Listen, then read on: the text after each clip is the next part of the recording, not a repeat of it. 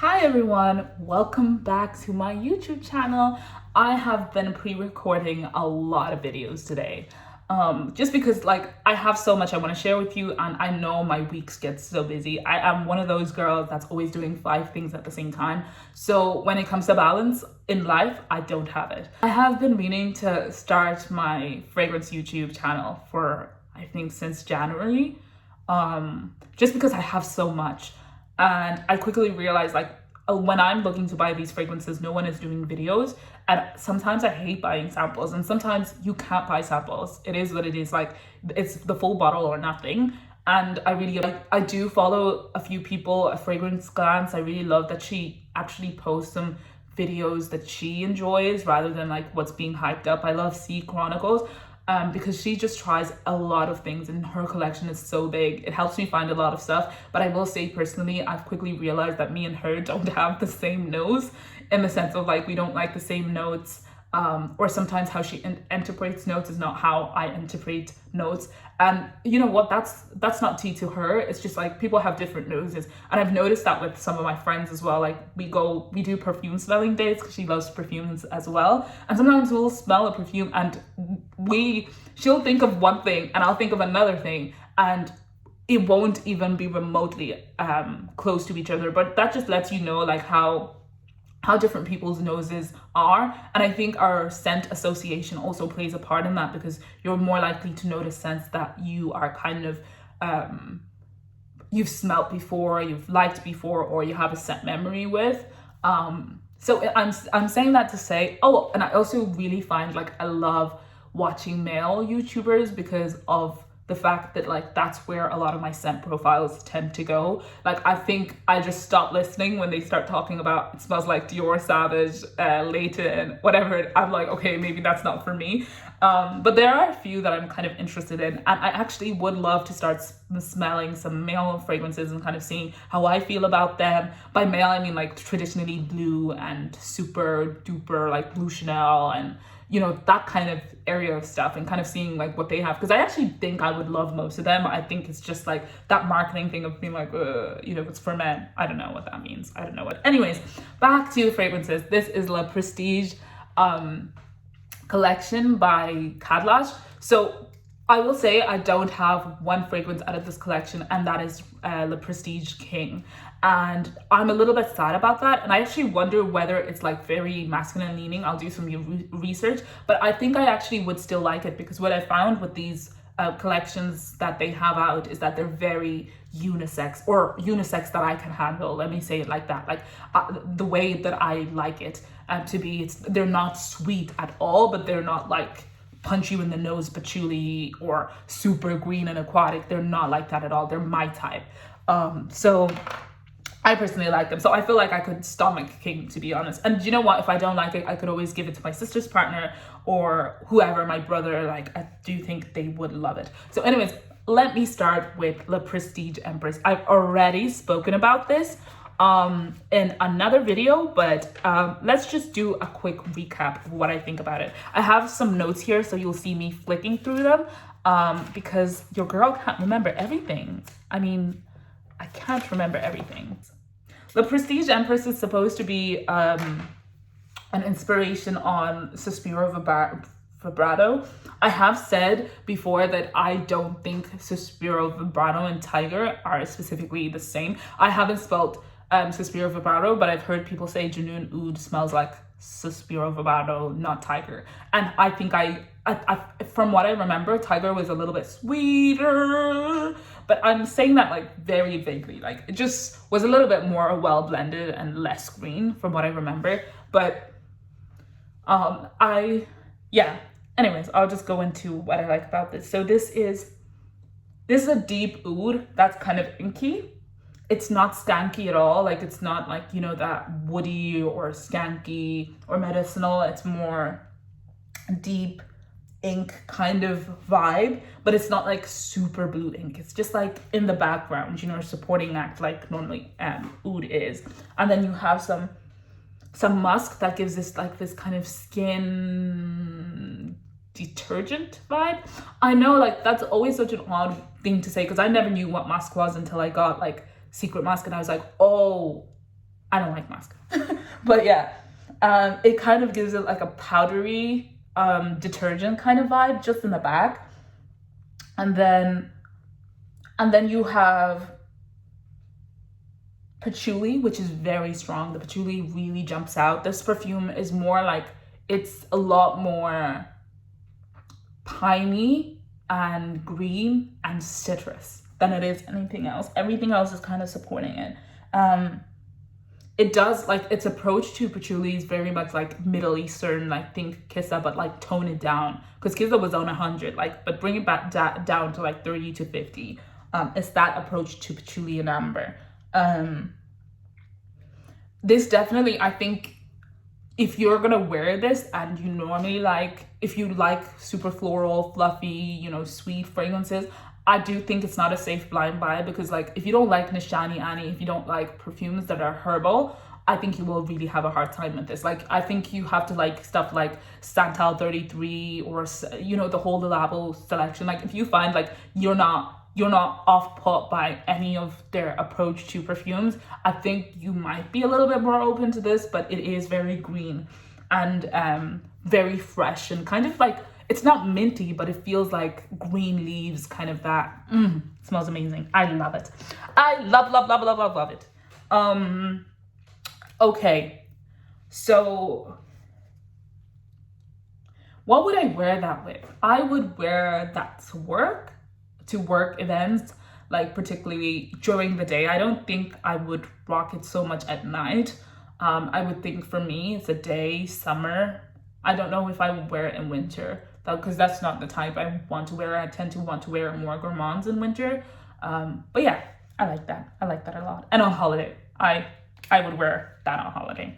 Okay, Le Prestige Bold. Okay, so this has saffron in the opening. I smell peach, like I smell peach fluff. It's beautiful. The saffron here is not like the saffron in Baccarat Rouge. It's more like an earthy saffron. It doesn't have like that flavor, that sparkle, that Baccarat and Arabian's Tonka and all those, like Instant Crush. It doesn't have that. And then, but it's more earthy and grounded and green kind of scent. And I think that's coming from the fir resin that's making it kind of green. The cedarwood is beautiful. It's giving it like this kind of edge that I feel like vetiver kind of reminds me of, or maybe it's the citrus notes that, or maybe the lime. There's lime and bergamot here that's giving it a green tone. I think that cedarwood and that lime is maybe putting together and giving me this vetiver kind of feel. It is a little bit watery, like kind of like cucumbery. Sounds strange to say, but it kind of does smell kind of cucumbery. And I think that's from the water lily. And then there's some white florals playing a supporting act with vanilla in the base. And I do think, like, especially when they say white florals to me, I can like kind of feel them sting my nose. I don't know what it is with white florals. They sting my nose a little bit, but they're not like, I would be able to wear this. Like the white florals wouldn't, you know, attack me. They're not like as white florals as they would be in Bal de Freak, for example. I wonder if this smells like, no, it doesn't. This is much sweeter. It's like very juicy. Like if those, if I'm imagining lime and bergamot, it's almost like they have sugar on top. And I think that's because of the vanilla. That's why it's coming off like that. It's beautiful. Okay. And there's water lily. I think that's also adding to that watery texture. Okay, last one. We have Empress Le Prestige Royale. I'm like putting it all over my skin, so don't mind me if I'm like lifting up my elbow and smelling my elbow. Oh, this is beautiful. It opens up with some water lily, which gives it like that water floral vibe. It's beautiful and it's sweet. And it has spearmint, but actually it's not like a typical spearmint. I think it's like toned down. It's more like the spearmint leaf than like the spearmint when you chew it. It is herbaceous. People say like, I heard someone say that it is kind of like a twist on the Herba Pura or the Kirke. No, like I think maybe the approach to the opening, not of Herba Pura, of Kirke or Jasmine Wisp, definitely. like I can see like the idea that there's passion fruit, there's some mango in here. And it's also like it is the main forefront, like in the way that the herbs would have been the forefront in the other one. But this is kind of made a little bit more bitter and watery and floral by the water lily, the spearmint. There's some blackcurrant buds in here that add like a spicy texture to it and a herbaceous like texture to it. And then there's some amber and vanilla. And to be honest, I wonder whether it's the vanilla and the balance of having the blackcurrant buds, the spearmint, and the water lily that is making it smell a little bit more tropical and sweet than it is. It's benzoin, cedarwood, and amber. I think out of all of these, this is definitely the easiest one to like. It's smooth, it's well blended. All of them are well blended, but it's less kind of, but there is some patchouli. Why do I smell patchouli? There is a kick coming from somewhere, a green kick coming from somewhere. And I don't think spearmint has that strength at all. Maybe there's some cedarwood here. So maybe I wonder if cedarwood has that effect, but I do feel like there's just a tiny bit of patchouli somewhere. To me, all of these are so expensive smelling, so delicately blended. I do think like from when I've worn them, they've lasted me like 6 hours. I am hoping that they will age and last 8 hours, but do you know what? Like, I love these fragrances so much that I think I'm gonna get them anyway. And one of my rules when I'm buying perfumes is like, I only buy perfumes that are 8 hours plus, because I know myself, I don't like 6 hours doesn't do anything for me. And Nashit it's one of my most loved fragrances, but I hate that it lasts 6 hours. But I do think like the way these smell, they smell so expensive that I don't think these are easy to find at this price point. And these are going for 40 to 50 euro or 35.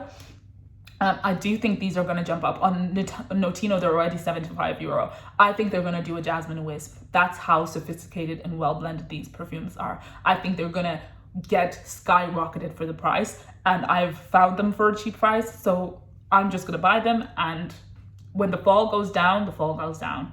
I think they're already starting to sell out everywhere, and I think quickly people are going to start to realize the price of them. But do I think they're worth 75 euro? Yes, if you're buying one or two, but I want the whole collection, so I don't know if they ever came up to 75 that I would get every single one of them.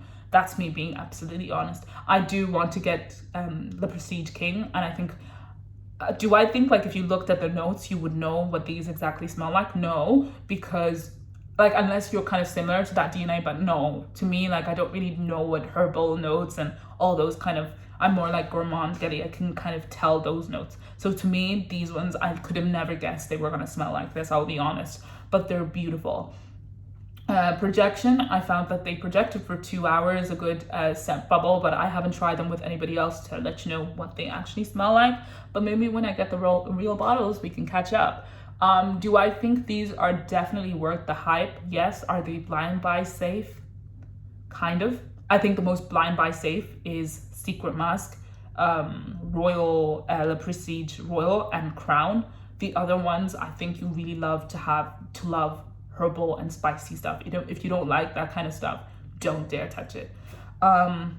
Yeah, I hope you really enjoyed that. I would be kind of keen to hear what you think about some of these fragrances. Have you tried them? Do you think perfumes like this are worth the hype in the beginning to go and grab, or do you think you'd rather wait until the hype has died down and you're ready to buy them? I'm kind of eager to hear how you guys go about things as well. But yeah, stay tuned for more. I definitely have more to share with you guys. And I can't wait till we chat again. Until later, don't forget to like, subscribe, and comment. Bye!